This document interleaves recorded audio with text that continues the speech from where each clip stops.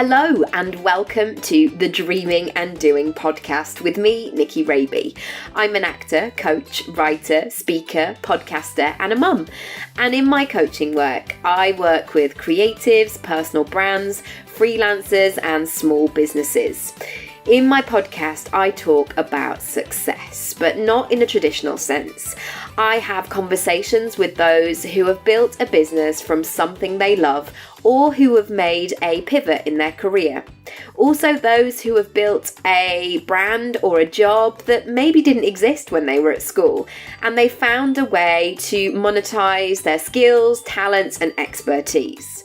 I've spoken to loads of incredible people, coaches, designers, journalists, app creators, magazine editors, bloggers, content creators, authors, and all-round movers and shakers. I ask the questions that you want to know the answer to. So how they started, about money, saying no, saying yes, pitching, presenting, putting yourself out there even though it terrifies you, standing out in a busy online world, growing, scaling and making your work for you and your circumstances. The show notes are always at nickyraby.com/podcast, and the conversation continues across social media, often on Instagram, my favourite platform, at Nicky Raby. Thanks so much for listening. It's great to have you with us. In today's episode, I talk to Natalie Lee, who is the founder of Style Me Sunday. I absolutely love Nat's content. I think it's empowering. I think it's soul-searching. I feel like I always leave her account and her content with a message or a thought. And last year, I spoke at her Warrior Woman event. If you haven't checked it out, have a look at social media. You'll see some wonderful pictures by Ocean Taylor.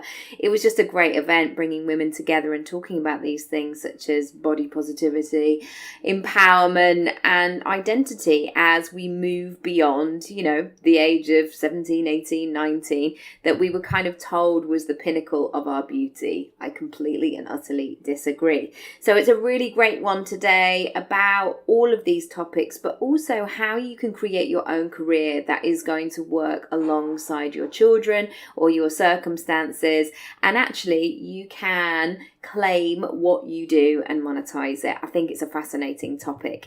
As always, come and join in the conversation over on Instagram at Nicky Raby, or you can come and find the show notes, nickyraby.com/podcast. Also, just a very quickie, I would love to get to 1 million plays by the end of the year. So if you love the podcast, please rate and review and subscribe and all that good stuff on iTunes. I really want new people to find the podcast who may enjoy these types of conversations. That's enough for me today. Here's Nat. Enjoy. Morning, Nat. Welcome to the podcast. How are you doing? Morning. Yeah, I'm good, thank you. Great. Lovely to be here. Oh, what a treat. Thank you. So, would you mind just telling us what you do and what you're all about? Yeah, so I guess I'm considered a blogger or an influencer. I never know what to call myself, to be honest.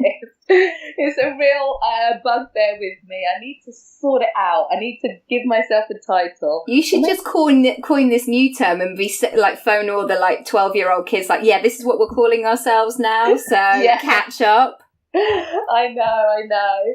But so an influencer. I do a lot of stuff on Instagram, lots of fashion-based stuff. But I also talk a lot about body image, diversity. And, my aim really is to inspire others, especially mums, to feel comfortable in themselves again, to, get their identity back. I think after you have children, a lot of women feel like they've lost themselves a little bit. I know I certainly did. And, just start focusing on themselves again and achieving again. and just feeling good about themselves. Oh, happy days. Yeah, I think I remember even in pregnancy, although I felt really confident then, I sort of went into one of those shops on the high street where they do maternity wear, and it was like the worst kind of 80s film show reel that I kept going in the changing room and my mum just kept shaking her head, not like, oh wow, that one looks good. It was just awful that I just was like, oh my goodness, I just look so old and matronly, and I don't feel like that kind of goddess I want to be. So goddess, but you know, that kind of that vibe. Yeah. But how did it start? Did it begin with the blog? Yes, I started blogging. When I was pregnant with my second daughter. I used to be a midwife, and I found when I was pregnant with the second one, I thought, you know what, I don't think I'm going to go back, because juggling work and being a mum, you know, especially with the shift work, was already quite difficult. I was finding it difficult. My husband works really long hours, and, you know, the childcare, and we had decided this mutually, that was going to fall down to me. So,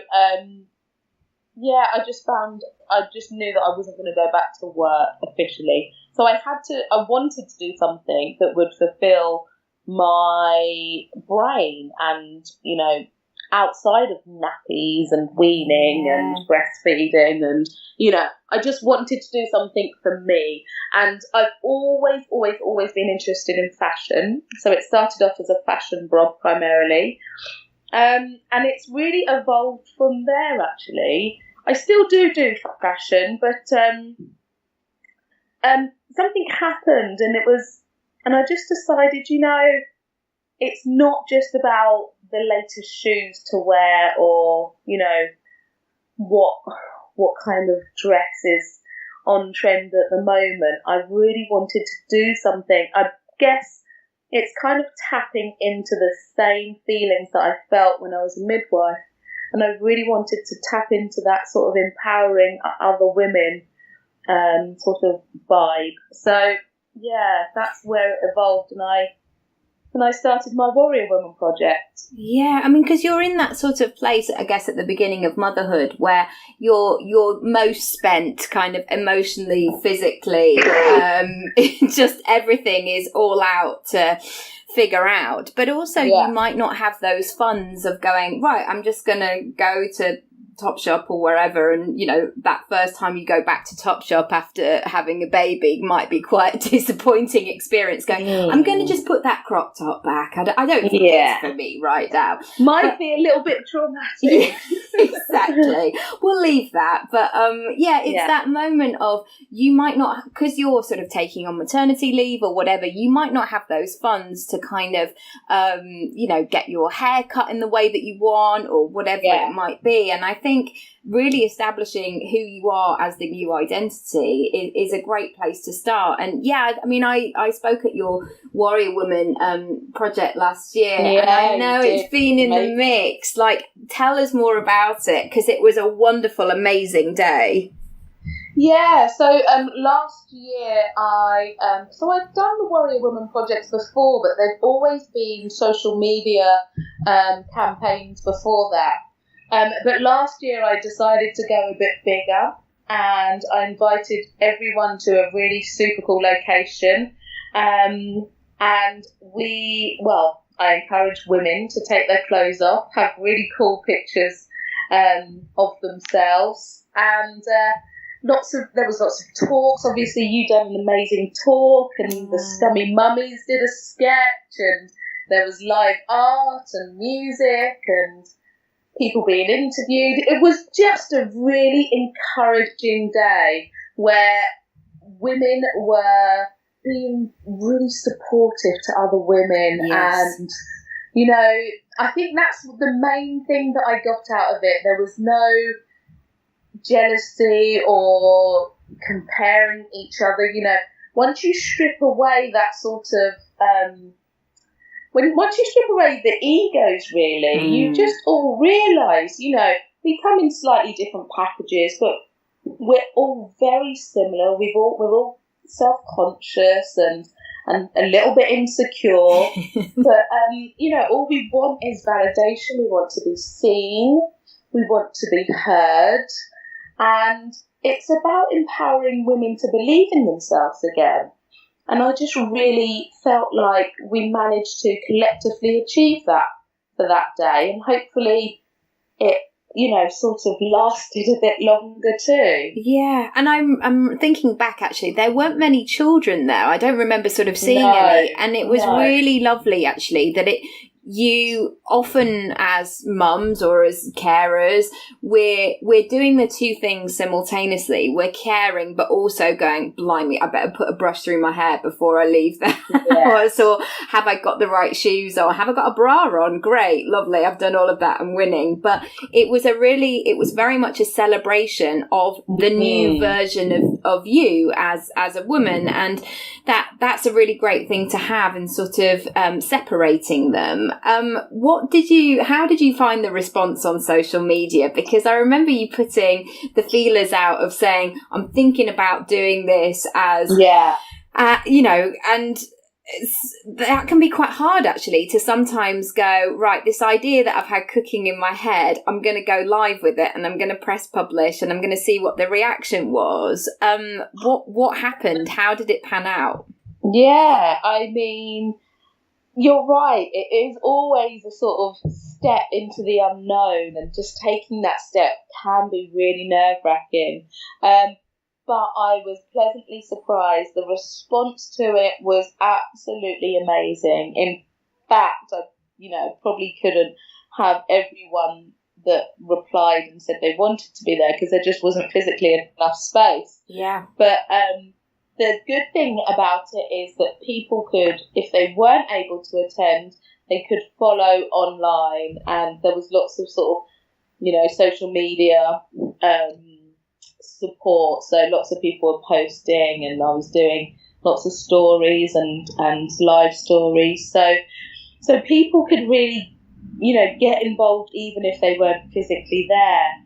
And I've had so many messages and emails from people who have just said that, seeing those pictures just made them feel so much better about themselves. And I remember one woman sent me an email a few weeks after it, and she said, I have always hated my legs. I haven't worn a pair of shorts for 10 years. She said, after seeing those pictures online of all those different, beautiful, different shaped women in the photos, she said, I realised, why am I not wearing a pair of shorts, and what's going to happen? And so she said this, last summer was the first time she ever put on a pair of shorts. And you know what? Nothing happened. No one stopped dead in the middle of the road. And, nobody had a heart attack or a stroke. Yeah. So it's just about remembering that. And, we're so wrapped up in our own heads sometimes that actually we tie ourselves up in knots thinking about things, and the world is going to keep spinning even if you do want to wear a crop top. And so it's just about doing what you want to do and trying not to worry too much about what other people are thinking, because 9 times out of 10 they're wrapped up in their own heads. Absolutely. They're not thinking about you. Yeah, I think it's so true. But one thing I really love about your posts and the way that you show up, not only in person but online as well, is that you're a real storyteller for me. That you don't just do that generic, like, just stick on a lipstick and you'll be absolutely fine. You're really looking to help and give people those tools to go, do you know what? You've got to find your own vibe of what you need to do, rather than just put some heels on. And it's like, but I can't get up that climbing frame in heels. Well, I could, but it might look a bit porny. Well, that's the thing. I always think there's a lot of sort of mum groups that, are kind of, they're like, be cool, wear bright red lipstick and be part of us. And I find it a little bit corny, a little bit elitist, and not the kind of vibe that I'm trying to promote. I'm not not really trying to promote a girl gang situation. I'm trying to promote women doing it for themselves, doing you, and, you know, instilling some confidence in yourself. You don't have to rely on having, I mean, God, I love the support of women, and I use women a lot in my life to give me advice and support, but actually I want women to find the strength from within, and that's where I'm going. That's what I'm doing, really. It's not do it my way, it's like find your own way. That's so key. How I guess also as well with weight and with body image, it's definitely quite a triggering topic for me, because, you know, I was a dancer when I was a kid. You were always being sort of publicly humiliated and being measured up, and then given a costume and a sandwich bag, and you're like, oh wow, that's it, they're just those two tiny pieces, that's it. And sort of, you know, whether it's like lining up along the ballet bar and sort of seeing that, I know even still that it brings out different things for people. How did you sort of find your voice in a way that you could kind of hold that space for people, but also allow, not sort of be solely responsible, I guess? How do you keep your boundaries in place, especially when you get loads of messages online and across social media? Yeah, that's such a good question. I don't know if I can answer it brilliantly, but I'll try. For me, what I do is I tell my journey. I try not to be too preachy about it. I don't have all the answers, so I'm merely telling you, you know, a story from my perspective. But yeah, that's it's interesting. I haven't really thought about it. I just say it how it is, really. Yeah. Well, and that's brilliant, and that's why people love it. And I think that it's it always feels like such a community that you've built a conversation.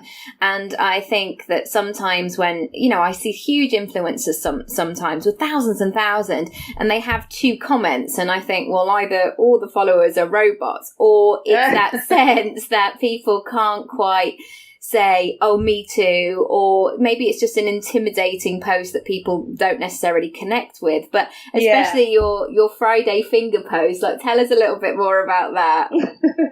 It's so good. I love my Friday finger post. Well, you know, I think sometimes it's really good to just sort of I don't know how to describe it, really. But anyway, what my Friday finger is basically I'm sticking a middle finger up to different things every week, and there'll be a different theme every week. It could be the diet industry. It could be, you know, big brands not showing a diverse range of models or representatives. Whatever's sort of getting my goat that week, I'll stick my Friday finger up to it. And you know, the thing is about the whole comments, you know, I invite discussion. Yeah. I'm not the oracle on everything or anything. And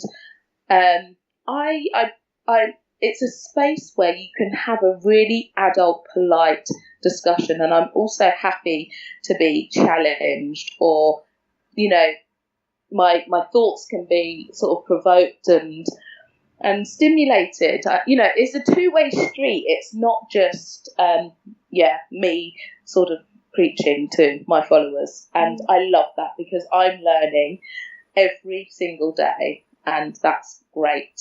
Yeah, I feel like also as well, it's such a new landscape, and that we're all sort of figuring out what this means, because when we were at school, we didn't have the internet, we didn't know about, thank God, like we didn't have social media, and there's this sort of flip side of like, we're all expected to kind of be visible and show up, especially if we've got a business as well. People always want to see the face behind the brand, and they want to see who you are, and rather than just kind of, I don't know, a little snapshot. I love all those sort of behind the scenes of things, but also we're all making it up as we go along and trying things and hoping for the best. And I was going to say, how have you, because I guess when you left school, like midwife is it's a proper job to tell the careers advisor, you know, people understand what you mean. And the fact what that... are you saying? Are you saying my job now is not a proper job? Yeah, what are you doing?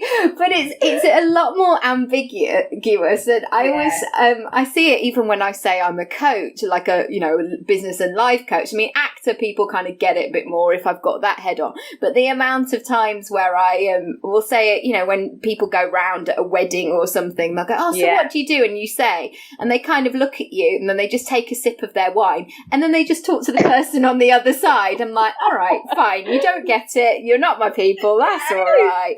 But then some people will do that thing of going, how do you earn money? How much do you earn? You know, people go well in with the conversation. So I guess, how have you found that, like, those new rules for yourself in terms of, you know, how do you negotiate or how do you know what the landscape is? Oh, God, so difficult.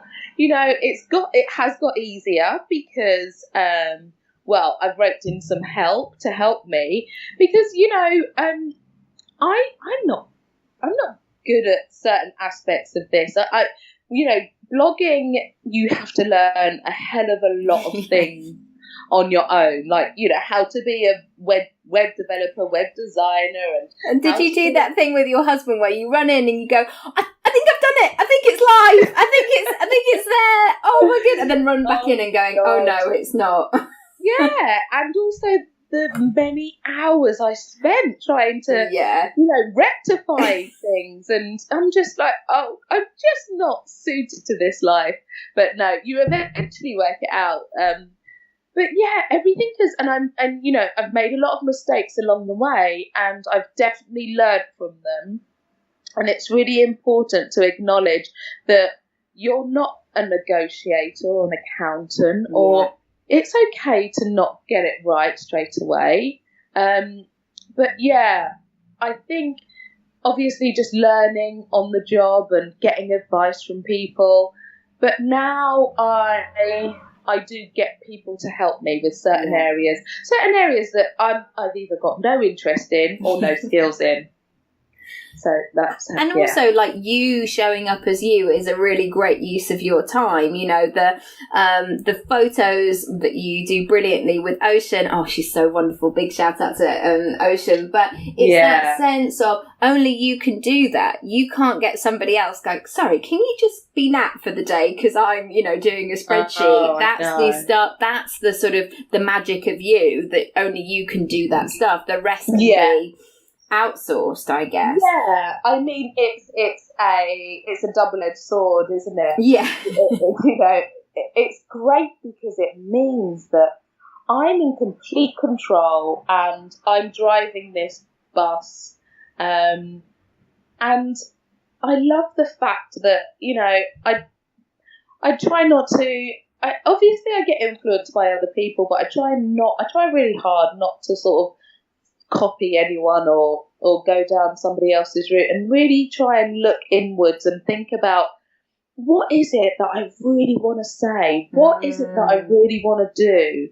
And try not to get stuck in that hole of let's just do what everyone else is doing, because you know, it's easy to go down that route, and I can understand why, because you look at how many followers somebody's got and you're like, oh, look how well they're doing. I'm gonna do exactly that. Yeah, and you see it sometimes going, you see a huge influencer wearing something, and then the next day, like, all the other people are doing it, like, and you just think, oh no, it just feels a bit. I mean, that's why I never want to have. That's why I love shooting with somebody like Ocean, because I never want to do that. Hi, I'm a female entrepreneur. Here I am getting off my jet, because most people are like, why she got a jet? It's really weird. Yeah. Not that I have got a jet, but it's just, it has to be, it always has to feel authentic to me, and all of that. And I guess, like, what are the things that you do to keep yourself topped up and feeling good, and you're a mum of two, and that has its challenges as well. Are there some things that really work for you practically to keep your sort of head above water? I mean, I am, I'm a very big fan of the phrase "you can't pour from an empty cup." Yeah, and I am mindful of that I do need to look after myself, because, well, basically no one wants to be around me if I don't look after myself. I mean, I'm just a horror to be around. Oh, God, throw in some hormonal into the mix. You're just like, no, this is not me being my best self. It definitely isn't. But, so yeah, I just, sometimes I'll do certain things that if I've been really dying from massage for a few weeks, I'll just think, do you know what, I've got a couple of hours here, I'm just going to book myself a massage, or getting my nails done, or I don't know, moisturising, or you know what feels really decadent sometimes. Obviously I'm not doing it in this weather, but having a bath in the middle of the day is just one of the loveliest things to do. And reading a magazine, or I'm really into podcasts at the moment. Been listening to Oprah's Super Soul Sessions. Oh, she's so good. It just feels like she's speaking to me directly. It's like, it's lovely that a few other million people are listening, but I feel like this message is for me. It's like she just seems to read my mind of what I need to hear that day. It's so good. And I've just recently listened to the Brené Brown one. Yeah, brilliant. And, I've had to listen to it more than once, because I really want to digest what they're talking about. And, oh, God, that kind of thing just fills me up so much. It's really, that's kind of the me time, and the time when I feel like, yes, and I always get ideas as well. I don't necessarily get my ideas by going, right, if I just sit at my desk from 9 to 5, then that's when I'm going to do my best work. And that's a great thing these days, that you've been able to reinvent your own career by making it work for your schedule as well. Yeah, absolutely. Yeah, that's why I chose this career. There's no point in doing it if you're never going to get any time to actually enjoy it. So, yeah. And has it made you think about how you talk about careers differently with your daughters? Absolutely. Actually, one of the books I'm reading at the moment is Emma Gannon. Oh, yeah, I've just read it. It's really good. Yeah, the multi-hyphen method. And that really made me reevaluate the way I think about careers, and how, we don't have to tell our children, right, you have to choose to be a doctor, an artist, or a singer. Yes. Which route do you want to go down? Now we can be, we can do anything. We can do multiple things. I'm like you, I'm doing a podcast at the moment. I'm writing articles for different publications. I'm doing my Instagram. I'm modelling for various brands. So many different things I've got on the bubble at the moment. And I love that. Yeah. I love that so much. And that really lights me up, actually. It keeps me really fresh and excited, rather than some people might go, God, you're so busy all the time. And actually, I get a lot of downtime. I'm way less busy than somebody who's sitting at the same desk 50 hours a week. And I always feel like one thing leads to another, that, when you go to those networking events, sometimes you're like, oh, I've only just spoken to 3 people, but they were great chats. Yeah, and it keeps it fresh, doesn't it? Fresh and exciting. Yeah. It's great. So I love that, because my days are just different all the time. And it's great like that. I love the variety of that. Definitely. Is there like a morning routine that you have that really sort of sets you up for the day, or stuff that sort of practically help you to do this? Because I guess, as I'm recording this, my partner's away, and so there have been some things where it's like, oh, I really need to I don't know, get on top of like what we're eating for the week. So I don't have to go, right, I'm going to do the nursery pickup and then take my kid around the supermarket, which he will hate at 5:30. You know, those sort of things that, what's the stuff that just makes your life easier? So it enables you to be able to do the stuff you need to do. Well, I've started, those vegetable, I won't tell you the brand, but those vegetable delivery, not vegetable, they actually deliver your weekly menu. Yes. With all the ingredients, and they tell you exactly how to cook it. Oh my God, what a game changer. I love it.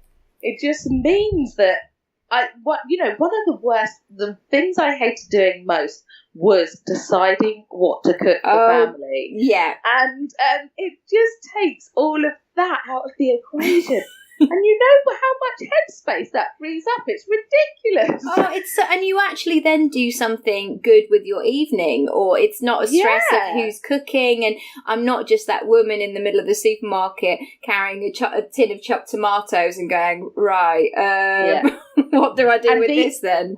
The amount of breakdowns my children have had in a supermarket is ridiculous. So I feel like I've almost got an allergy to taking the children to the supermarket. Yeah.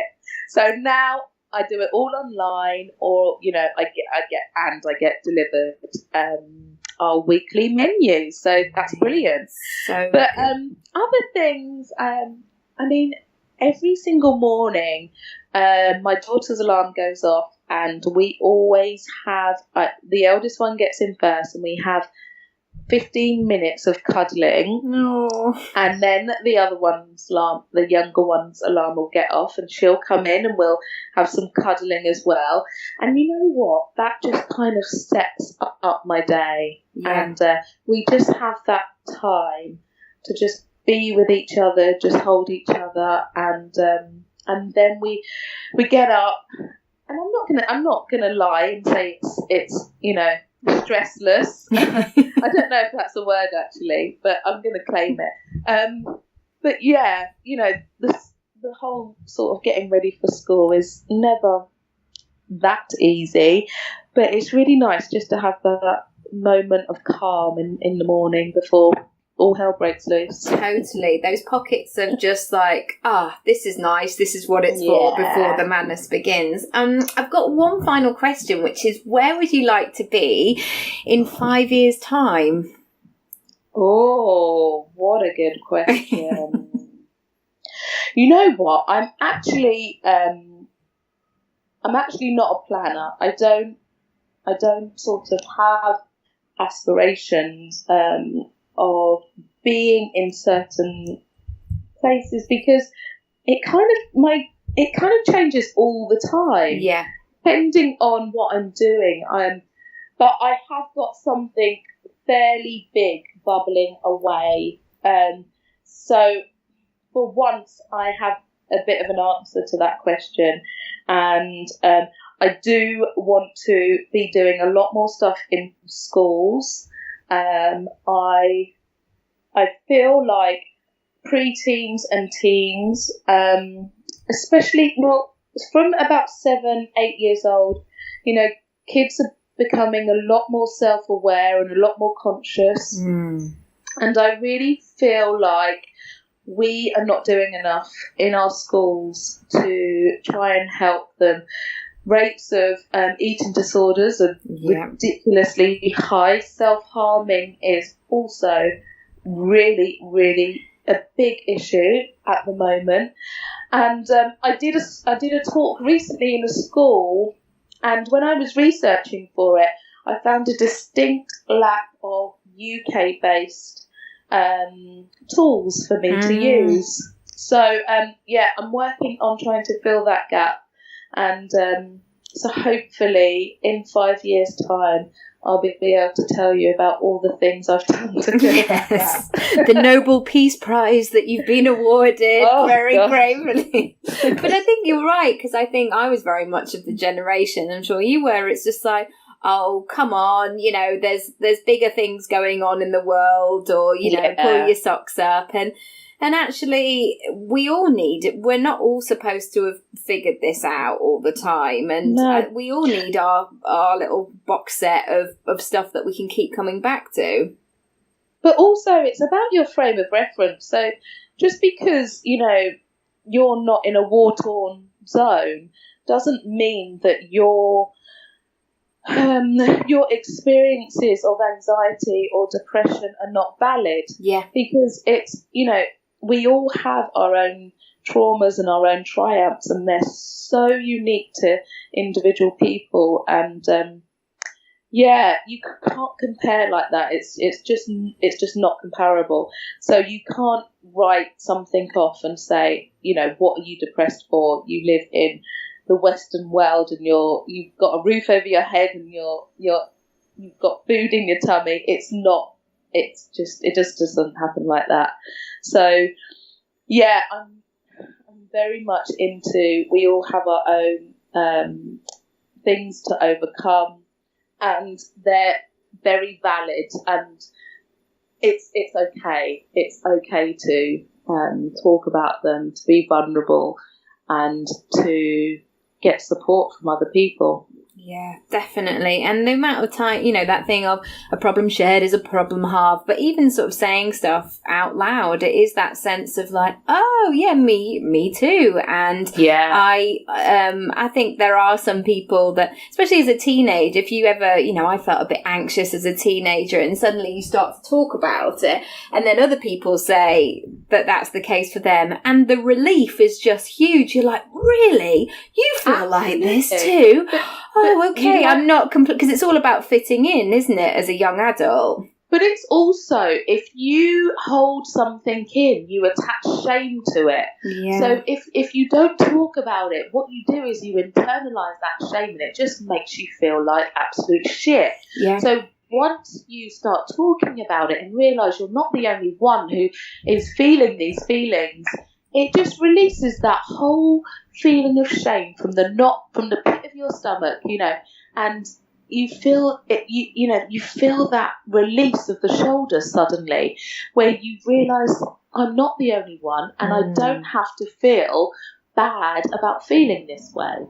Yeah, and it's a really great thing to be teaching our children as well. I mean, even with my 2-year-old son, I'm like, what are you feeling? How are you? Are you all right? I mean, I'm sure he's going to be in therapy by the time he's 9, because he's like, my mum just doesn't stop asking me how I am. But, I feel like one of my failures as a parent is if I produced a gormless man who just couldn't articulate what was going on, and, would do that thing where he would just kind of close up. That for me, It's really important to have those as conversations, and not that stiff upper lip of like, just get on with it, but to navigate through it, because often when you do talk about it, you find different solutions, and how you feel on one day is very different from the next. Likewise with clothes or any of that, really. Yeah. So you're so right. Oh, brilliant. Yeah. Well, I've absolutely loved chatting. Thank you so much. If people want to come and find out more and what you're doing and follow along, where should they go? So across the board, if you want to find me on Instagram, Twitter, Facebook, you can find me at Style Me Sunday. And pop along and let's have a chat. I'm always up for chatting. And get the Friday fingers out. Yeah. For the lads. Brilliant. Oh, thank you so much, Nat. I know people are going to take lots away from it. And I know that, I've got a leopard print skirt on today, but I'm doing a talk tonight. I thought, when I was thinking about it, I was like, right, I'm going to channel a bit of leopard print. But actually, I'm doing a talk tonight for 120 people. And I think sometimes you can kind of go to the old basics of what you should wear, or you don't want it to be about the outfit. But actually, sometimes you can, you want to feel good. Like, if people are putting your face on social media, you may as well feel like you've made an effort. Absolutely. I always think that clothes, it's a little bit like putting a superhero, outfit on. Sometimes I can put things on and they just make me feel really bloody good, and there's nothing wrong with that. Yeah, exactly. Oh, more to feeling good. I might go dressed as a superhero. That'll shock them. Yes, do it. Hi, I'm here as Wonder Woman. Can you point me to the room, please? That would be great. I'd like to see that. Yeah, follow me along on Instagram. Here I am. Brilliant. Thank you so much. I've loved chatting. Oh, me too. Thank you. Bye. Bye. Bye. Thank you so much for listening. I hope you enjoyed it, and I would love to hear what you thought of the episode and share any takeaways with me. Come and find me across social media at Nicky Raby, or you can visit the podcast page, nickyraby.com/podcast.